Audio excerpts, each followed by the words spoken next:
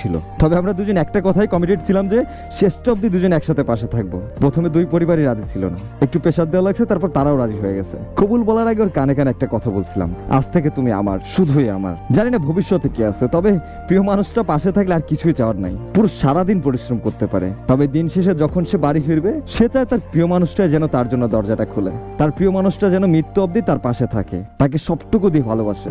ভালোবাসা পূর্ণতা পাওয়ার জন্য দুইটা মানুষেরই তীব্র ইচ্ছা থাকতে হয় যে যা হয়ে যাক, জীবনে যেমন পরিস্থিতি আসুক, আমি তোমার ছিলাম, তোমার আছি, তোমার হয়ে থাকবো।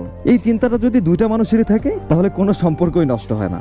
আর দূরত্ব এটা কিছুই না, ভালোবাসাটা সত্যি হলে দূরত্ব কিছুই না। পৃথিবীর দু প্রান্ত থেকে একজন আরেকজনকে ভালোবাসা যায়, সত্যিকারে ভালোবাসা কখনো শেষ হয় না। যে আপনাকে একবার মন থেকে ভালোবাসবে সে আপনার ছাড়া জীবনে আর অন্য কারো হতে পারবে না। যে আপনাকে সত্যিই ভালোবাসবে সে তার শেষ অবধি আপনার হয়েই থাকবে। মানুষ দুজন ঠিক থাকলে 1000 মাইল দূর থেকেও ভালোবাসা যায়, আর মানুষটা যদি ভুল হয় পাশাপাশি থেকেও হারিয়ে যাবে।